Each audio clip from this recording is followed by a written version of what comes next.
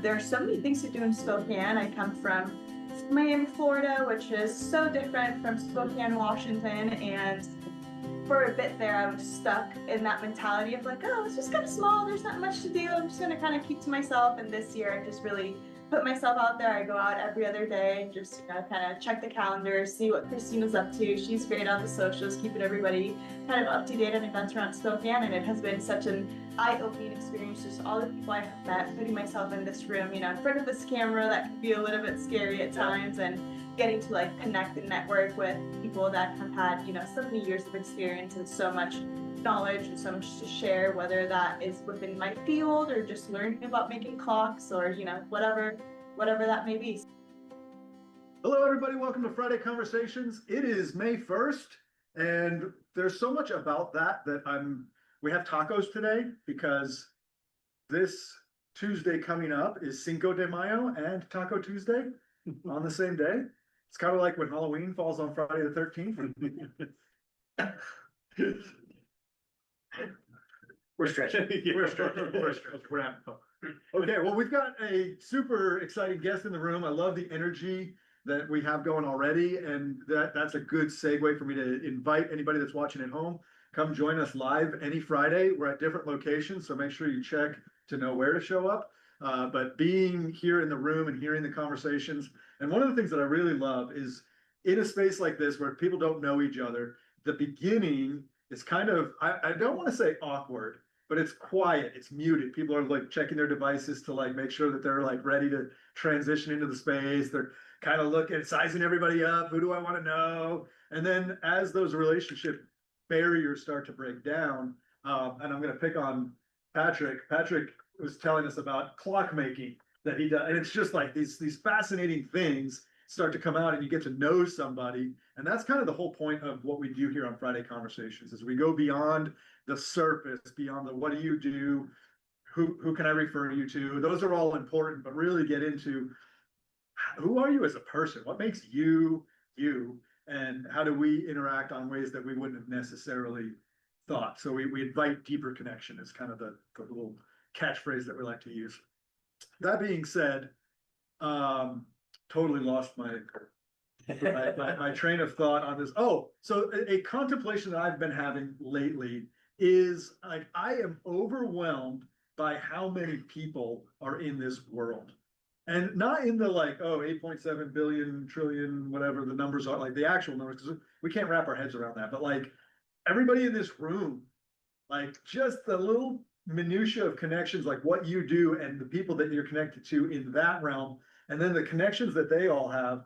And I was in a space recently where there were like professors had their desks and stuff at EWU's campus, and like Department of Ecology, subsection, whatever. And it's like people are filling all of these roles. And like I walked here on the sidewalk and just seeing people laughing and enjoying the sunshine and the beautiful weather. It's like there's just people everywhere. And my poor little brain just can't wrap itself around all of these people that I'm never going to get a chance to meet. It's amazing. So super grateful to be in a room and get to know each of you that are here. And again, I'm going to invite people that are at home watching this, come join us, join something, get in a room with people. It's super important in this technical digital age. So that's my explanation of why we're here, what we're doing, and also hopefully inspiring for where this conversation is going, because I know we have some people in the room that can appreciate how difficult it is to get people into a room. And so I'm like dying to jump into this because this is something that we don't talk about a lot. The first thing we like to do is introduce who's in the room. So I'm going to start to my left with this guy, and hopefully that'll give everybody enough time to formulate how you want to show up. And actually, Dave is the guy for how to show up. He's our expert coach in that realm. So give yourself some time to process that. Basically, name something about what you do, your industry, your business name, that kind of thing, and then maybe something curious about you, and or an event that you either have coming up, like a little cocktail week, or a event that you're attending that you're looking forward to. Just kind of a little bit about all of that, and then we'll jump into the topic, and it's going to be good. I'm Leonidas, son of Jonathan and Melissa Biron. I'm currently working on starting a PC building business. That's it? Yeah. Hi, I'm Dave Ribble from Standout Mastery. I help professionals do this better, when they ask me. We talk about networking, but we also talk about doing things on a more permanent basis so that you have referrals coming all the time. Dave Ribble, Standout Mastery. Hey, it's Rob Ruder, founder of Vidic Designs, and I am passionate about small businesses owning their own platform. Because we know that businesses that build platforms survive and grow. And so if you're looking to build a platform in technology, I would love to have a conversation. And by the way, Jonathan, kind of back up one little thing. I was doing the math around here. You know, there are 3,000 people right here, right now in this, because our friend Dave Ribble would tell us each one of us represents 250 people that we know and engage and work with. That's true. Yep, nailed it. Is that amazing? It is. I'm Christine. I own Posted Consulting, a local public relations agency in Spokane. I'm also on the board of Spokane Cocktail Week, and so I'm really excited that some of my other board members came to join us and chat about Spokane Cocktail Week. I'll let them introduce themselves, but let's get into it. Thank you, Christine. My name is Stephanie. I am the event manager with Bidding Factory Spokane, and I am also a board member of Spokane Cocktail Week, and I am really excited to talk about the impact that an event this large brings to the Spokane community and how much fun it is to just work with people and, you know, host events and host people and just chat. Awesome. I am Jeff Fiolek, and I run a creative consulting agency called Sabor. For 5 years, I was the publisher of Edible Inland Northwest magazine. And so being part of Cocktail Week is kind of that mesh of personal and professional, where I still get to be part of the industry, but also in the fandom. And so I think that kind of covers all the bases in being part of a community and loving what we do in it. Awesome. I love it. My name's Jessica. I own Radio Bar Spokane, and I'm on the board of Counterculture that puts on Spokane Cocktail Week. And we do have an event at our bar on June 7th. One of the 30 or 20 events that we have. It's going to be a bitter lab, and we're going to taste different bitter spirits that we call the bartender's handshake. So I'm pretty excited about that. Awesome. Hello, I'm Zane Schwendiman. I'm currently working on a project called The Initiative, and I also am pretty familiar with the softwares and platforms that are available to businesses. There's a lot of things you can get, but sometimes you don't know how to use those. So if you need some help trying to figure out how to implement the programs you have, let me know. Excellent. My name is Melissa Biron, and I'm with Thrive Wellness, and I am a metabolic stability coach. So I really help people with what's going on the inside of their bodies, help them get out of metabolic dysfunction and into metabolic stability for their life, and what that can look like and feel like for them. We are hosting an event at our house this Sunday at 4 o'clock, where we're going to be talking about all those things that I just spoke about. You can get a free in-body scan at our house, and just come bring a healthy meal so that we can share that meal and hang out.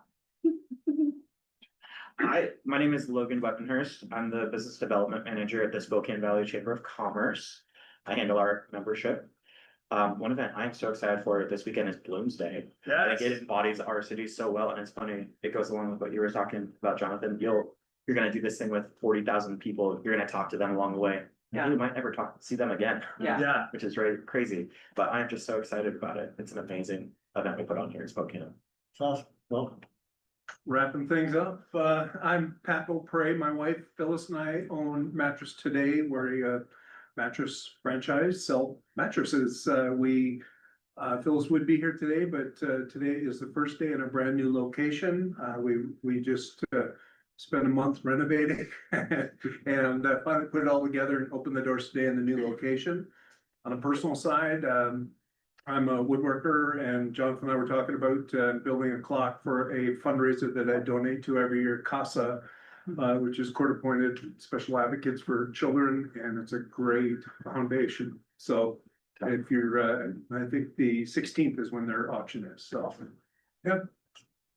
Very cool. I'm Jonathan Biron, host of this here Friday Conversations thing, and also a realtor. So if you're thinking about buying a house, selling a house, want to become a realtor, any of that thing, I would really like talking about real estate and doing real estate things. Also, just connecting. I really enjoy putting people together. So events, what like that bartender's handshake. I'm like, whoa, I just love ideas and connecting them to people and places. And so what you guys are doing with Cocktail Week is just amazing. And I did snoop on your website a bit, and like the mission behind it is like just makes it so cool. Like, so I don't want to steal any thunder, but I'm very excited to hear a little bit more about Cocktail Week and then also where this conversation is going. I do want to take a quick minute to thank Hotel Indigo, who's hosting us here in their conference room, which this hotel is so cool. It is, I mean, just even in the bathrooms, like it's just really well done. And we walked into a room that was prepared for, like, it was ready to go.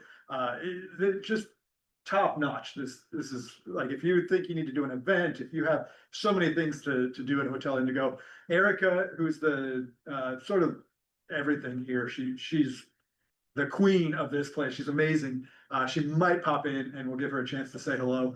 But if not, just Hotel Indigo, we want to give them a huge thank you. And then Rob Reuter with Idic Designs, he hosts lunch every week, and so we want to say thank you for that. We did tacos today. I think I already said tacos because Taco Tuesday, Cinco de Mayo. And I think that about covers everything. I want to introduce our amazing first Friday host, Christine Burns. Yay, fantastic. I mean, just the way that you bring people together to this is fantastic, and super excited to hear about your guests. So get us started. Yeah, thank you so much for that. I'm very excited for Spokane Cocktail Week. There has been months and months of work going into this. Like, when did we all have our first big meeting together? Like January? New Year's. Yeah, like right after New Year's, we all went in, maybe a little hungover. All of us started putting together Spokane Cocktail Week.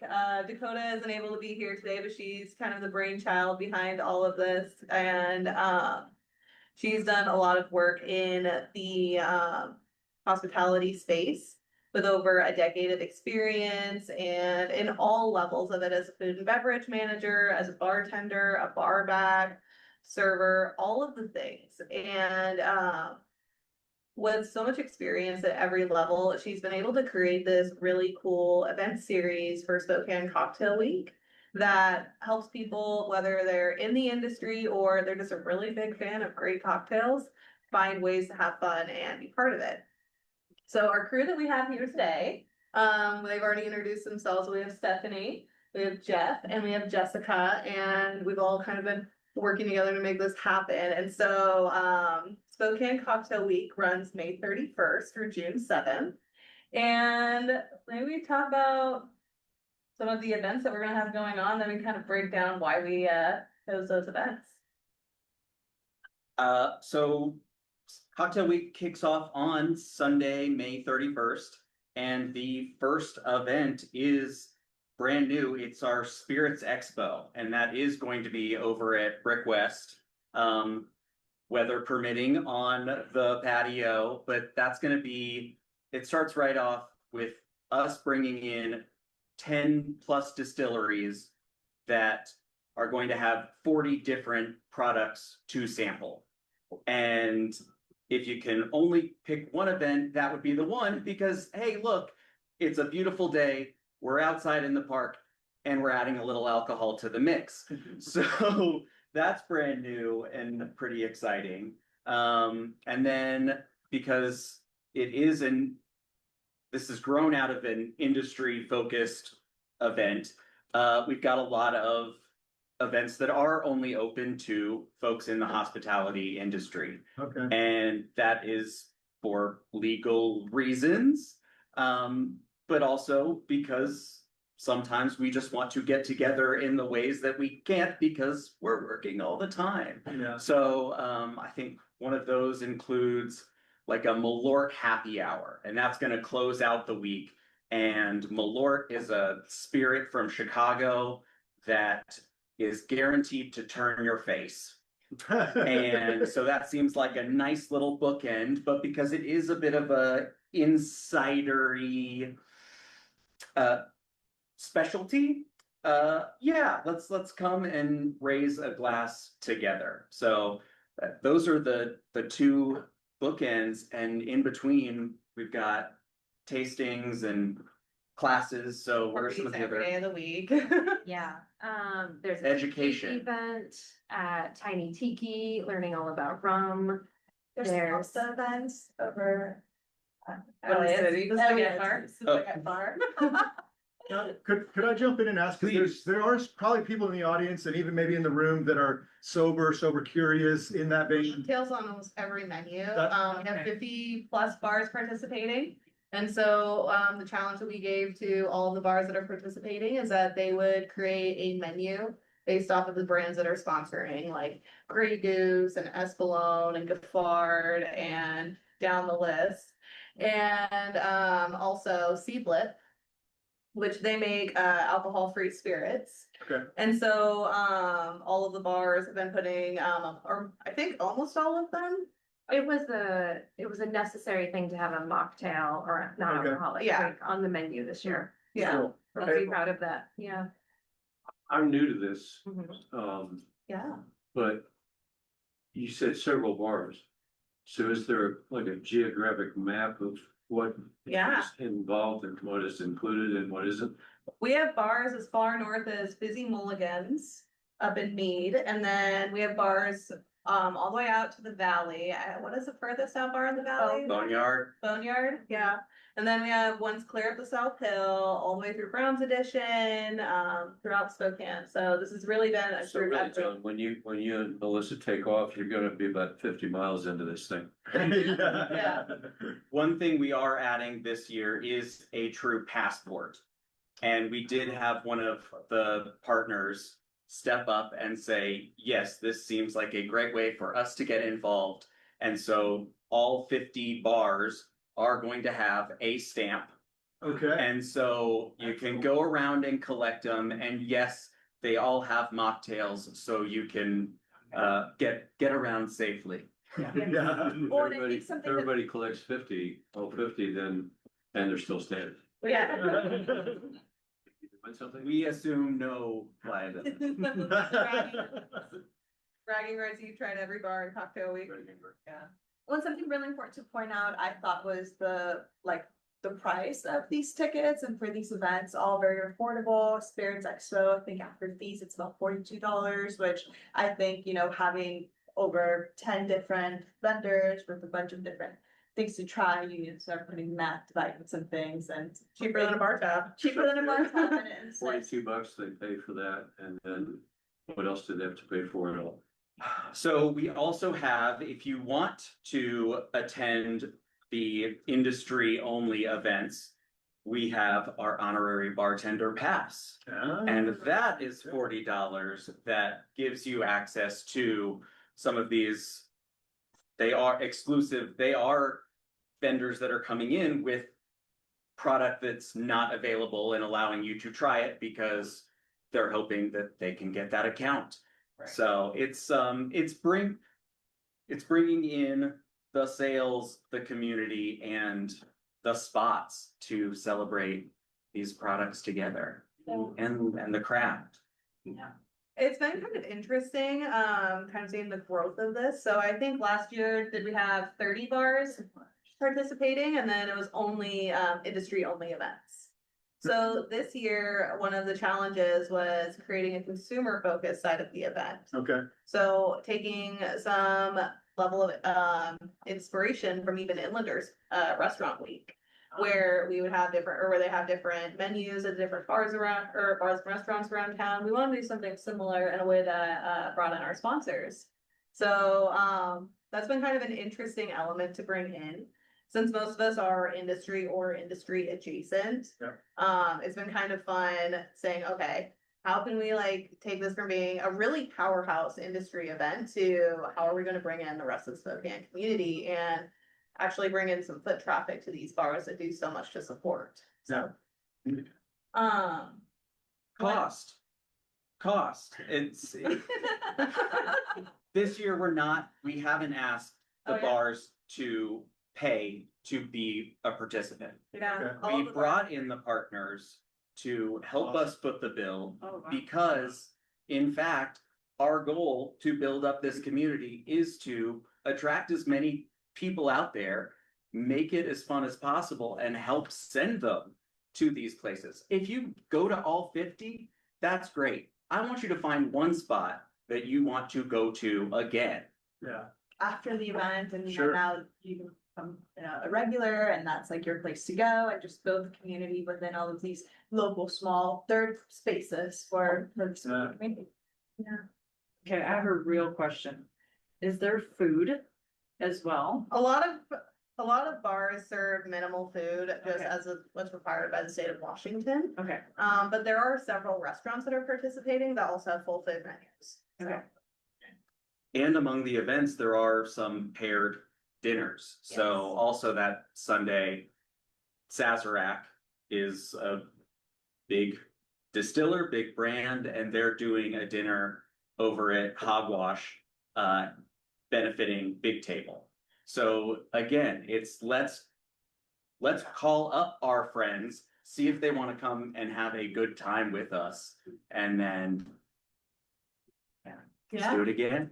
Well, and I think something to really like something that I've been really excited to be a part of is that you mentioned it's not just Spokane Cocktail Week, it's also being a part of Counterculture Spokane, which is a nonprofit dedicated to help support the community, the hospitality community, in anything that they may need. Sometimes you need a little bit of extra here, extra help, extra hands, extra community. Not everybody has the benefit, and it's so lucky to have people around them. So just showing up for those that you work with and creating, a community and something.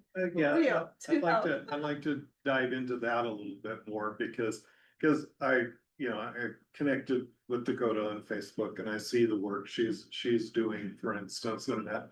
And so just to, because you've talked a lot about the members of your community and things, and how are you working on supporting? I'm thinking about, for instance, the program that just concluded about watching your patrons and things and teaching. So talk a little bit about how you are using that cultural connection to actually improve lives for everybody. Have you done that? Did you do that training yet? No. I think we're trying to set up a course with Safe Bar. And it is something that we want to do it with them now to see how it is received. And then potentially add that to our requirements for participation going forward. So do you remember what? That is Dakota's That's Dakota's thing. But Okay, sorry, I've been No. watching her posts and Yeah. and I thought, but again, it's what you keep emphasizing, that bartending is not just a job. I mean, I think there's a certain cultural, like, oh, those are bartenders and they're, and we have that cultural dive bar and stuff like that. But I've been impressed in the engagements I've had with Dakota and so on, that, you really are focusing on that community and serving your members, but also helping your members serve the community as well. And I think that's an important recognition that we all start to appreciate them. Something that Dakota and I have spoken about before is just how passionate she is about the education part of things and what counterculture can provide and is providing for our bartenders. We, in alcohol sales brings so much revenue to our bars in the city, and it's not just about selling to the customer and getting them drunk. It's about, learning new recipes, learning new cocktails, teaching your employees, teaching your staff members how to, be a good server, give good service, and also take care of people that we are serving, right? Because we are also responsible for them in a way. So I think the education part of things is something that it's new to me. It's, just thinking of that and how much goes behind a tasty cocktail with a beautiful flower on top that, tastes just like my mom's apple pie. And like, just those types of details and education that goes behind that. And I'm excited to support some more of that. Absolutely. So Oh, you go ahead. well, I'm curious to pivot a little bit, and this might be just like a personal reflection and everybody's like, whatever, but like, in terms of like the community event and what goes into that, that was what caught my eye on the flyer is, it seems to me that the landscape of bringing people together has shifted drastically. Like, is it just me, or is it really hard to get people in a room all of a sudden or to an event? And we can obviously look at distractions, like a million different things that are hitting us. But what have you guys have been in this long enough to like have felt something? What are you feeling? How are you dealing? Like, how are you getting the attention of the people that they need it? They know they need it, but 20 other things are pulling their attention.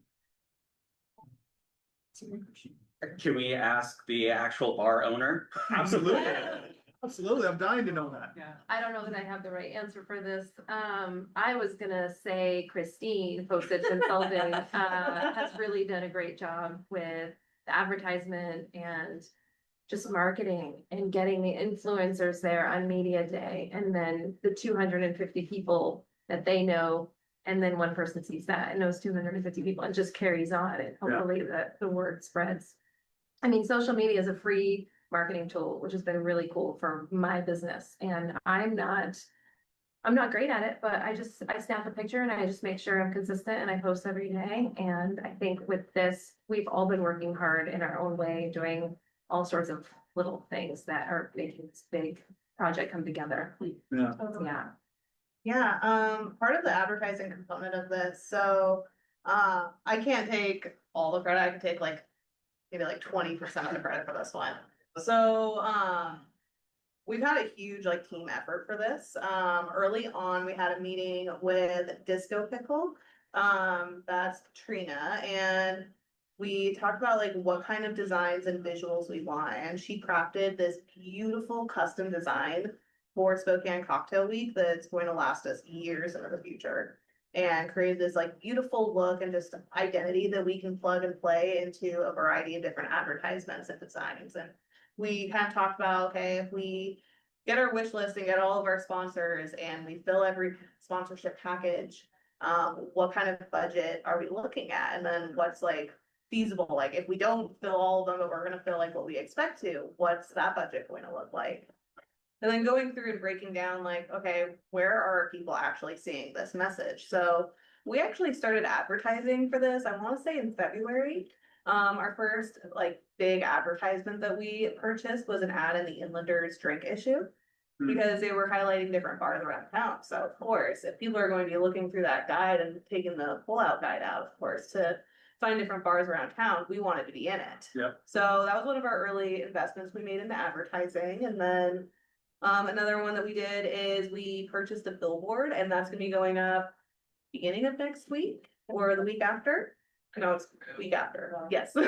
We just submitted the designs actually this week. So that's been pretty cool. We did a media day where that was actually a really fun day to put together. So we did it at Hogwash and Inland Pacific Kitchen.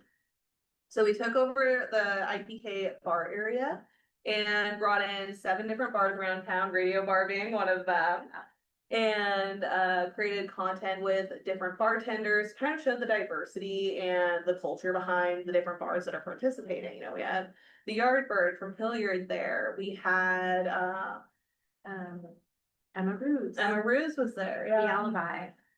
Yeah, Una Moss. Cinema. Yeah. We had a really good group there that kind of showed, oh, this is what like a matcha cocktail could look like. This is what a cool martini could look like. Alibi way up on the north side, they had a really cool drink. And so we had that in one room, and then in the next room, we invited local media to come out and kind of get a hint of what we're doing. So we also had all the bars batch size cocktail, like little shot glasses of the cocktails. Okay. That way, no one will get like wasted on this tasting. We're not crazy.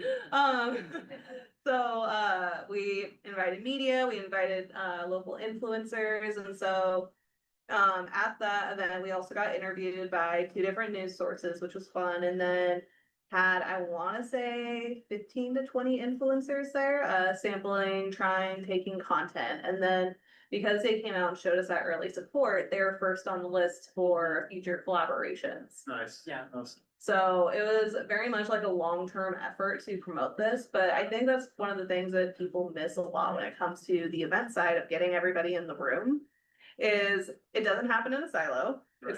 It can never be like one person doing it and, running in the town square shouting, hey, you guys got to come to this party. Right. It has to be a whole group effort of everyone putting in stuff. Jeff, he ended up creating like a whole back end for the technology of it, of how are we going to make these promo codes work for influencers? And how are we going to create the website and the machine that actually like people funnel to like purchase their tickets or get on the wait list. With 50 bars and 200 cocktails, it's turning that into a menu. Yeah, it was a lift, but it is living online at SpokaneCocktailWeek.com right now. And even with that, we got little placeholders, but as we go around, we'll be able to take photos that live there and tell this story all year round. So if you didn't make it out, yeah, you can go a month from now and they might not be making that drink. But what we want to show and share is that we have a qualified craft cocktail community that if you go in, they don't want you to leave disappointed. So, yeah. So, oh yeah. I want to pause real quick because we mentioned earlier we're at Hotel Indigo and Erica did get a chance to join us. So Erica, I already spoiled the surprise with your name, but That's okay. can you make a quick introduction? Let us know how people can interact with you. Sure. So this is Hotel Indigo. We are actually part of a chain of Indigo hotels. Indigo hotels are very much focused on the neighborhood that we exist in. So we have mostly local products in our marketplace, in our bar, in our restaurant, and we really focus on trying to find, whenever we can, a local solution for something. We are a historic hotel built in 1911. And we are on the historic registry, but our rooms are very modernized, so you're not gonna feel like you're in an old place in your rooms. I think we do a really good job of striking a balance. We love being part of this community down here. It's a very arts focused community, a lot of small businesses around us. We have great relationships with them. We actually have 2 art galleries in the building, along with a clothing boutique in the building that we work very closely with. And we also have a full service restaurant, bar, coffee shop, obviously conference space. So anybody who's looking for any of those things, we'd love to help you out. Excellent. And we're here on First Friday because First Friday is arts and entertainment for us thematically, but then also Spokane has First Friday. And we were at Dry Fly. We're kind of thinking the Dry Fly would be a good fit for that because they're sort of in that space. And I was telling Erica that and like trying to figure out which Friday would be a good fit. She's like, no. We want to do arts and entertainment. Yeah. So this is definitely in alignment. We won't go into too much of it, but there's big plans for the alley that's literally right behind this wall here, and all just bringing community in. So to the topic, right? It's like, man, so many cool spaces in our city that can be used and they're sitting empty, and so many people sitting at home on their cell phones that could be in community with people. And so I love this synergy that's happening. And so thank you so much. Very interested in cocktail week next time. We have a great bartender who does some killer cocktails. So we'll talk now. I'll give you a pass. Great, good. I hope it's not here. Awesome. So go ahead, you were, So yeah, just kind of tie it all together when it comes to actually getting people to show up for events. It's something you have to start on early. yeah, You have to get other people involved, whether they're a whole team like we've gathered or different influencers and people who will just shout the word.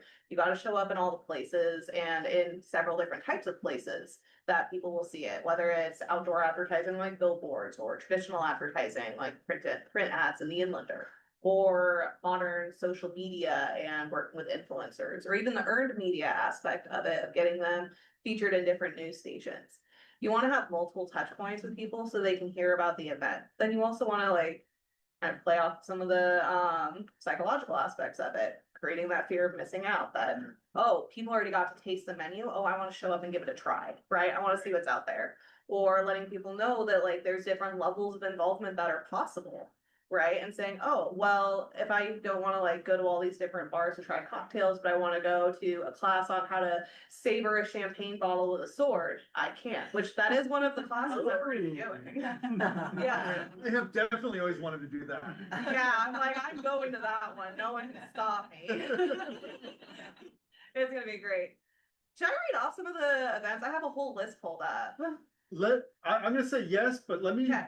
introduce something that I want to pivot to. Okay. And then while people are thinking about that, you I'll can start give reading that them. list also, Okay. because people. Very good. So here's the pivot that I had this like aha moment just now. Yeah. What you're describing is overwhelming for me, and I love this stuff, right? Like, oh my gosh, social media and this, like all the things, and that's just what you have to do a big event. Mhm.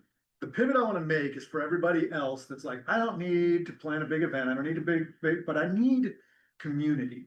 I don't have my thing yet, and I want, and I'm thinking like, let's get 5 people together to go ride bikes together, or let's do a book club, or so for people that they're like, I haven't quite found my thing and I want to create my own thing. How do you go about doing that? And so I'm curious to hear, and we always like to pivot also to the quiet people that are a little bit slower to jump in.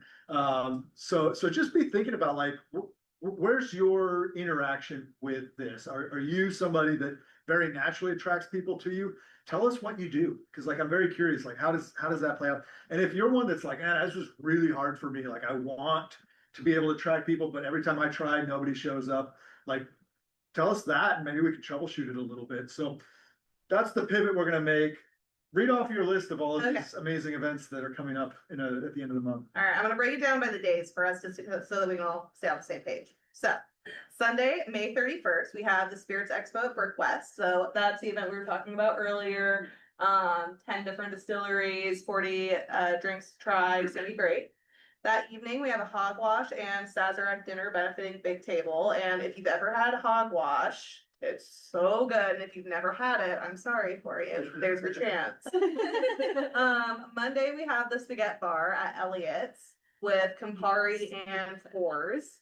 Then we have 2 events back to back with Swing Lounge over here in downtown. So a par and pour, which that one's with Pernod Ricard, which does wine. And then the next one after that is golfing at Swing Lounge. So getting everyone to sober up a little bit while they work on their swing.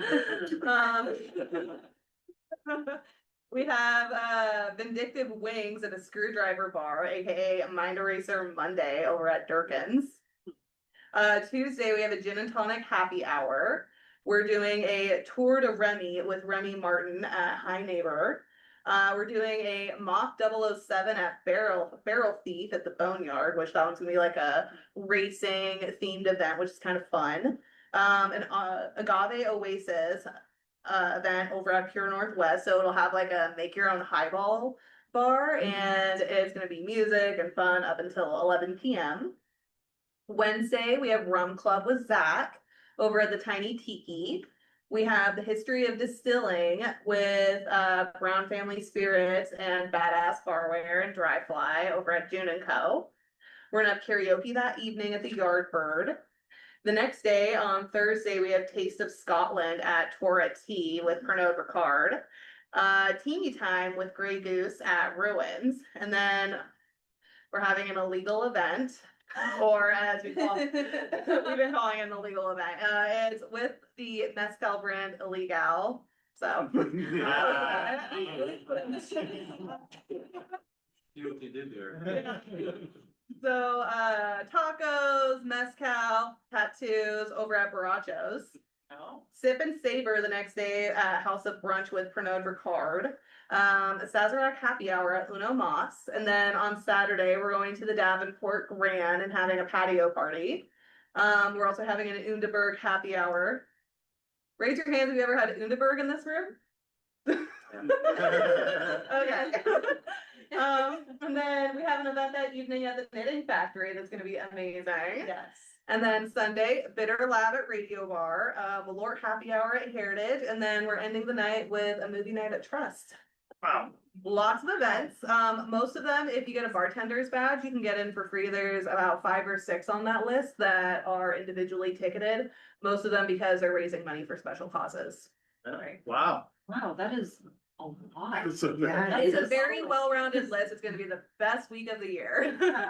very seriously. A lot of food, tattoo, Right. but Yeah, all like sorts of tattoo. things for everybody. Lots of ways to get involved. And that's really like one of the big things about it is like we're starting off summer. Spokane kind of becomes a ghost town in the summer because everyone's at the 15 million lakes that we have around here.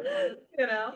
So it's kind of a fun way to just get everyone out there, see, oh wow, look at all these crazy cool bars we have around town. Look at all these fun experiences that we can have in our city and maybe find a new bar to become a regular at. So Nice. I'm excited to see like groups of people like participate in this. You know, I'm excited to like see the same group of like 5 girls on Tuesday, on like Thursday afternoon, because we're like all together just running around Spokane for the whole weekend.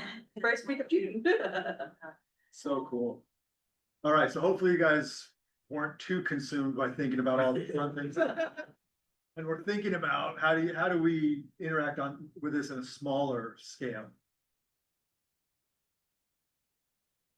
I would like to jump on this conversation just because Jeff and I were discussing this earlier. I have made it a point this year for myself to really put myself out there. I live over in the valley, I work downtown, and I have 3 dogs. So between, you know, getting up, waking up, going to work, and driving back and taking my dogs to the park, that takes up my whole day. Yeah. And I have had to like take the extra step to put myself in spaces that, you know, to network, do different activities, community.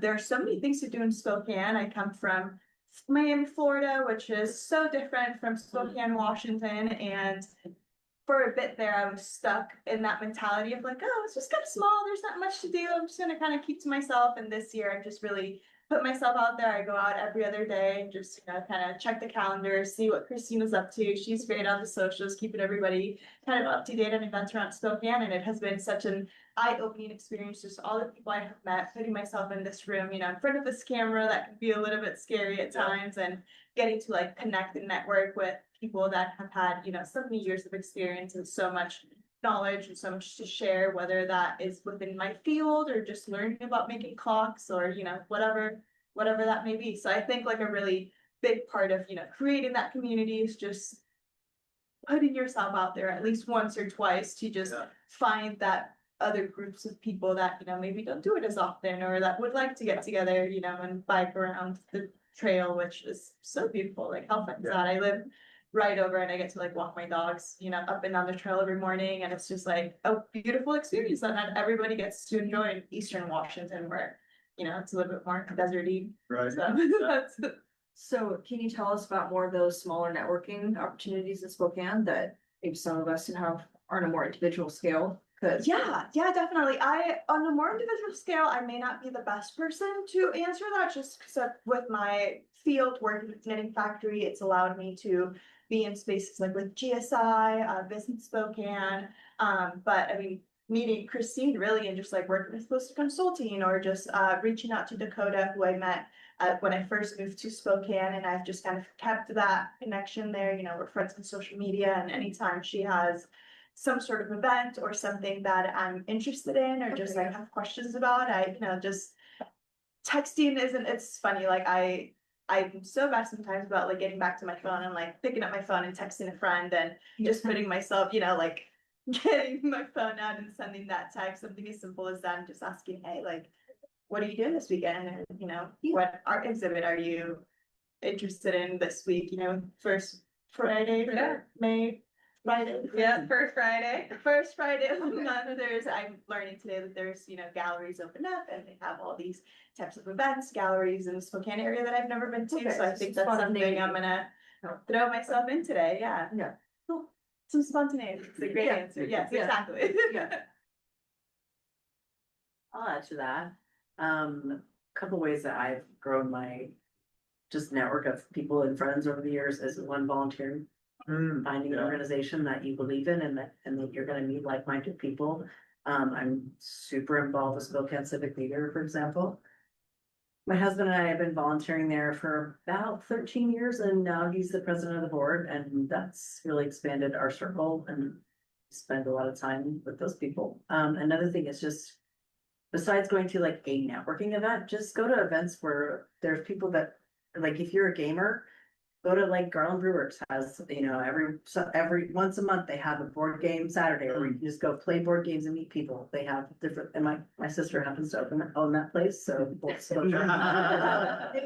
they have like all kinds of events there that people can go to. Like if you are interested in a book club, find a book club or start one. Like invite a few friends and let them invite friends. So you don't feel like you have to like bring everyone to it, but like it doesn't have to be a networking event to get to know people.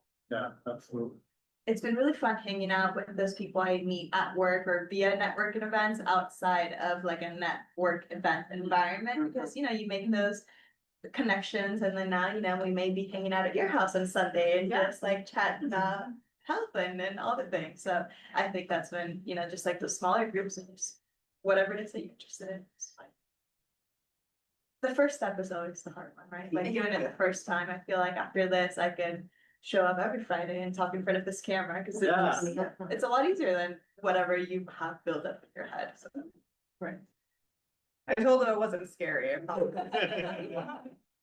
Well, it's interesting that you share that because it's a shared experience with a lot of people that show up for the first time, especially if it wasn't communicated. Hey, you're going to be on camera.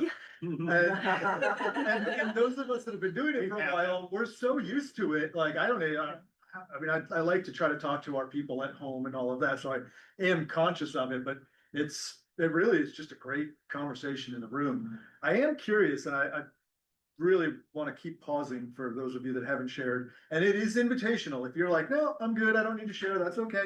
But if you have something to share, we'd like to hear it. I'm curious about that moment. And it's not a single moment, but where you were like, your life was one way, right? I go to work, I come home, I do and you maybe you start to become aware of like, I'm missing something.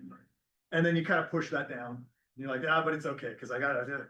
And then like there's like a moment or there's this transformative thing. And that's one of the things that we talk about in our coaching a lot, is that transformation. Like we were not healthy at one point. And now we are healthy. And so there's this point, and it was a journey. It wasn't like we just said, let's be healthy and snap your fingers. It's process, but there's this moment of decision. And that's the part that I'm curious about with that. But like in terms of like putting yourself out there, there's this, I know I probably should. And then there's like, okay, I'm doing it. And then it's like, now I've been doing this so long, this is who I am. So that stood out to me, but I genuinely, seriously, I'm gonna stop talking because I want to hear from a few people. So I'll jump in, over my husband. I resonated with what you were talking about, because for me, I am an introvert to my core. And it has taken a couple things, practice and bravery to step out. And doing the brave thing and calling a friend that I'm like, I really enjoy being around you and I want to get to know you and I want to be in relationship with you where we're helping each other. And I asked her the question, is that something you're interested in? Yeah. And it was really hard for me. I mean, I was like shaking. I mean, to be honest, I was literally shaking, and I'm on the phone with her. And she was so excited that I reached out because she felt the same way. And there's this thing that happens where we have to be brave to do the brave thing, and then realizing they feel the same way. And then you can start that relationship with a person. And then also really, I love it's that yes that you're talking about. Yes, I'm gonna do this. Yes, I'm gonna do that. And I went to 2 networking events yesterday. That was a lot for me. Yeah. And I got home and I was like, whew, I have got to decompress. And I went to bed way later than I normally do because I needed the time to decompress. And so there's those couple things that are in that, but I do think it is important to do the brave thing and step out and be in community with other people. Because being at home and lonely and taking care of 3 children and running them to all the things and, you know, doing all the things, that's my saying, all the things. And it can be really lonely and sad, but really getting out and I love, you know, people are gonna come together and do these events and that's a beautiful thing. Yeah. The alcohol helps. I was There's a bit of a two-edged sword, but the alcohol definitely softens the approach. Here on the clock. Yeah.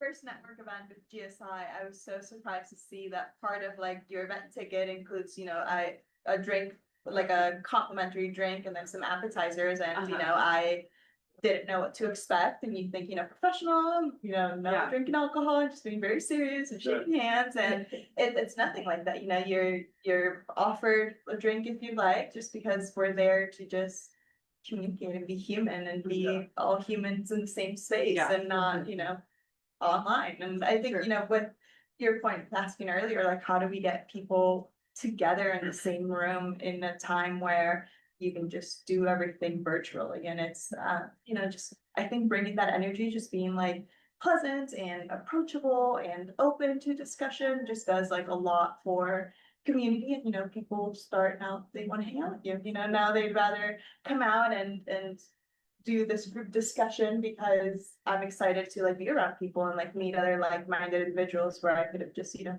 gone home early and gone and walk with my dog. So I'm totally still gonna do, but I'm excited. Like it's gonna feel so much more rewarding taking the afternoon off because I put myself up here and you know did this event just like with yourself. 2 network events in one day is that's a lot. great. That is a lot, but it's awesome to, you know, say like wake up, like I want to change my day-to-day life and choose to do that and continue to choose that, you know, whether it be your health or your career or your family or education, whatever it may be. I think it's like the same mindset.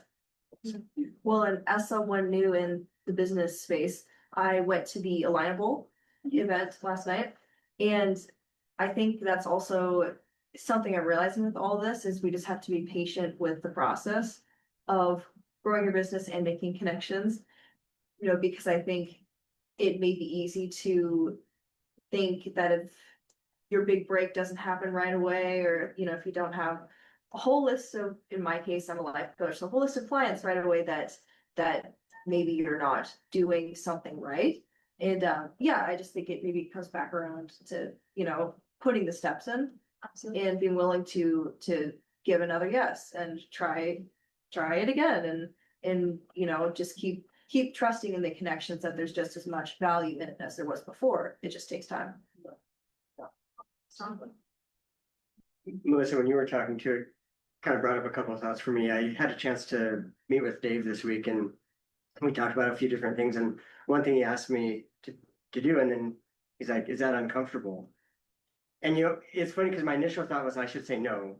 But you know, in honesty, yes, it is uncomfortable getting out there, pushing yourself to do these things. It is uncomfortable. But then you're also talking about talking to your friend, and I've got school-age kids, and you know, they will come home and like, yeah, I asked so-and-so if we could be a friend, and they said yes. Yeah. We don't do that as adults, right? Yeah. How nice would that be to you? Rob, will you be my friend? You know, like, we don't get that validation, so we kind of have to like skirt around it. Are we friends? Or Right. Which is the unfortunate thing about becoming adults. Right. Is that when we were 5 and 6 and 7, it really wasn't you know, and I'll call it an ego thing to be able to go up and just say, you know, would you be my friend? It was more impulse. Would you be my friend? Because there was something there and you wanted a response from it. Now we're calculating, we're going, okay, well, what if they reject me? What if they say, I'm not interested, you know, and so on. And it all becomes up here. And I was just writing down here a moment ago, and you know, things that a friend of mine was talking about they did a survey of people who were on their list and said, what is your 3 big things that you're trying to solve? And the 3 things, and I think it's true for everyone, is 1, visibility, which is kind of what we're talking, how do you get seen? 2 was growth, you know, how do I become better? And 3 was confidence. Those are the top 3 things that came out of the survey. And thing I'm hearing and seeing here is that those are circular things. That when you're looking for visibility, you have to grow. You have to go beyond your boundary and say, I've got to cross that line. And then once you cross the line and you have a new boundary out there, then you begin to realize I can do this, and confidence builds. And so now you have more visibility and new opportunity to grow and more confidence. And so it's there's a lot to be said about limiting beliefs that we all have to deal with. Ken Robinson in one of his videos said that there was a story about a bunch of grade school kids. And the assignment was, you know, go ahead and just draw whatever you want. We're just going to have some drawing period. And so the teacher was watching all of the kids do whatever they're doing. And way back in the corner, of course, this little girl was just going to town. So she wanted to go back and see what was so exciting about what she was drawing. And she said, Janice, what are you drawing there? And Janice didn't even look up. I mean, no filter at all, just didn't even look up, just said, drawing a picture of God. And the teacher said, well, nobody knows what God looks like. They will in a minute. And we just don't have those filters. When you were younger, we decide to be adults and then start assuming a lot of those kind of things. But you're absolutely right too, is that Rob's right too. When you get past that disruption, you find that there's a whole new world with a bunch more disruptions, you know, waiting for you if you want to take them on. And that's the beauty of life, is that you stop saying, I'm going to stop worrying about that. Just not going to do it. So first of all, Sir Ken Robinson, one of my all-time heroes, love that you quoted him.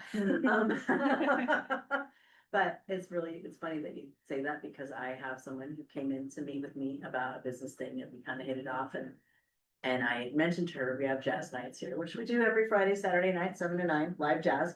Anyways, and I mentioned it to her, and she was like, you know, I'm new to the area and I don't have a lot of friends. You want to go together? I would really like to be your friend. And I was like, heck yeah. Like, That's awesome. I was completely charmed that she just flat out said, I want to be your friend. And I was like, well, of course, absolutely. She's like, I know you have a lot of friends. I'm like, I can always use more. It's all good. I love that. What you said and also what Rob said kind of completed a loop in my brain that Melissa started, because one of my really good friends, when I first met her, when I was like saying goodbye, I was like at her boutique, and I had just like purchased a few things, and I was showing up to an event that she had put on that I had just briefly saw on Facebook, right? As I was leaving, she said, it was really great meeting you, Christine. I look forward to building a friendship with you. No, And it's that confidence bit that you said. It's not, do you want to be my friend, or would you be interested in building a friendship? It's, I look forward to building a friendship with you. And now, like, we're thick as thieves. Like, we probably call each other 3 times a day. That's cool. Somebody went first. Yeah, because someone said, hey, I want to be your friend. Let's make it happen. Yeah. Well, this is, I mean, like, we could just stop it right here, but I think this is a good time for us to just kind of wrap this up. Real quick, want to thank Hotel Indigo, Rob Ruder, Edic Designs. Thank you Counterculture and Spokane Cocktail Week. Did I get that? Yep. Close enough. Yep, bada bing, bada boom. Christine, absolutely amazing.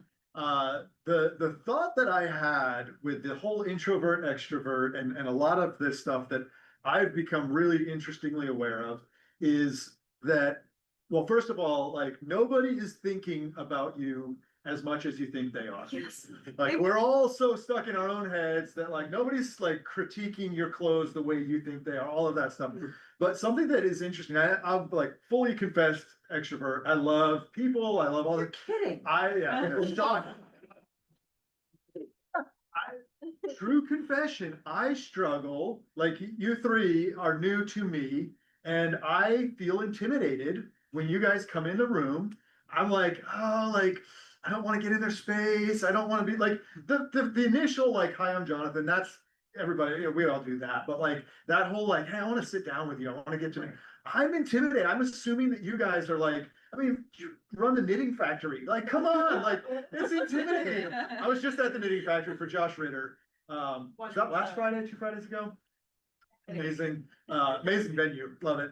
But yeah, like, and so like, and perhaps you're not to be as vulnerable as I just was, but maybe you guys felt the same way, right? Like, oh, I don't want to bother him. He's probably doing busy things. Like, we all feel that. And like, when you break the ice and just go over to the person that you're like super intimidated by, chances are really good that they're feeling the same way. And you breaking that ice is super important. I will say for me, one of the toughest ones is females, right? Because like, I just assume that you're over there like, oh, that guy's, I just assume like, bizarre things. Like I tried to hit on my wife the other day. We were in a parking lot together, and I came over and I was like, "Hey there, good looking," and she was just like in a different space. So, all right, you should remember. So have fun with it. Have fun. Like be okay with the fact that you can make fun of yourself. You might not go how you expect it to go, but like just break through that barrier, and like 9 times out of 10.